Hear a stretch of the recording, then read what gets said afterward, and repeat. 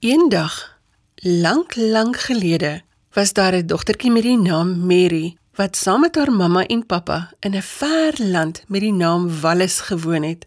Hulle het nie baie geld gehad nie. Daar was nie 'n skool in Mary se dorpie nie, en daarom kon sy nie lees en skryf nie. Elke Sondag het Mary saam met haar mamma en pappa kerk toe gegaan. Daar het sy soet geluister as die predikant uit die groot Bybel lees. Mary was mal daaroor om na al die wonderlike stories soos Noag en die ark, Dawid en Goliat en die wonderwerke van Jesus te luister. Mary het baie hard probeer om al die stories wat die predikant in die kerk gelees het te onthou, maar dit was te moeilik. Eendag kom Mary se pappa by die huis met wonderlike nuus. Hulle dorpie gaan 'n skool kry. Nou kan ek uiteindelik leer hoe om te lees en skryf, het Mary hardop gedink. Nou kan ek al die Bybelstories waarvoor ek so lief is, self lees.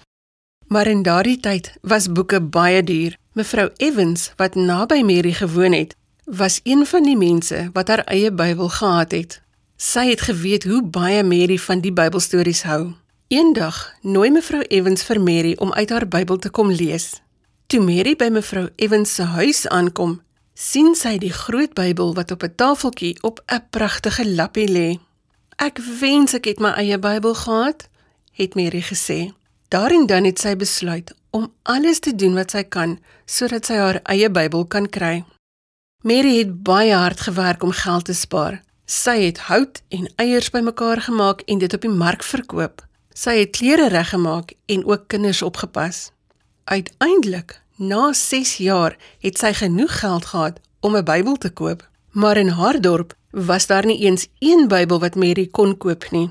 Mary moes na Bala, 'n ander dorp toe gaan, om haar Bybel te koop. In daardie tyd was daar nie motors, busse of treine nie, so Mary het besluit om te stap. Sy het baie ver gestap, 'n hele 40 kilometer, oor klipperige bergpaadjies en dit kaalvoet.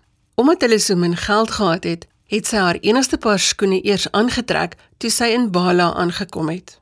Mary het moeg en honger net toe die son besig was om agter die heuwels te sak, in Bala aangekom. Die volgende oggend vroeg is Mary na eerwaarde Charles, die predikant van Bala, om haar Bybel te koop.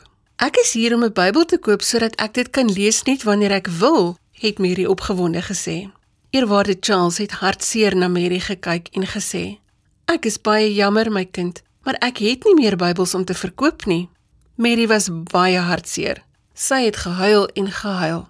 "Maar ek het so ver gestap en ek spaar al vir die laaste 6 jaar my geld," het sy gesnik. Eerwaarde Charles kon sien dat die Bybel vir Mary baie belangrik is en hy het besluit om haar te help. "Mary, jy kan een van my Bybels kry." Mary kon haar oë nie glo toe eerwaarde Charles die Bybel in haar hand sit nie. "O, dankie eerwaarde Charles," het sy bly uitgeroep. "Dankie, dankie, dankie." 'n Baie gelukkige Mary is met haar Bybel terug huis toe, na haar mamma en pappa. Sy het nie meer nodig gehad om te wag totdat hulle Sondag kerk toe gaan om die Bybelstories te hoor nie. Sy kon nou die Bybel lees net wanneer sy wou, en sy kon dit met ander mense deel, net soos mevrou Evans haar Bybel met Mary gedeel het. Maar dit is nie die einde van Mary se storie nie. Eerwaarde Charles het bly dink aan Mary en hoe sy gesukkel het om 'n Bybel te kry. Later is hy na 'n vergadering waar mense van kerke van reg oor die land bymekaar was en daar het hy hulle van Mary vertel. Al die predikante het saamgestem dat hulle 'n plan moet maak om meer Bybels aan die mense van Wallis te gee. Een van die predikante, eerwaarde Hughes, het opgestaan en gesê, "As ons dit vir die mense van Wallis doen, hoekom kan ons dit nie vir al die mense in die wêreld doen nie?" En dit is hoe die eerste Bybelgenootskap begin het.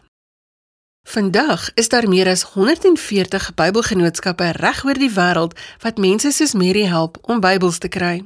Die Bybelgenootskap van Suid-Afrika verkoop Bybels in al 11 ons land se tale sodat elkeen hul eie Bybel kan hê. Maar ons het jou hulp nodig. Dit vat baie lank en kos baie geld om 'n Bybel te vertaal. Jy kan ons hiermee help.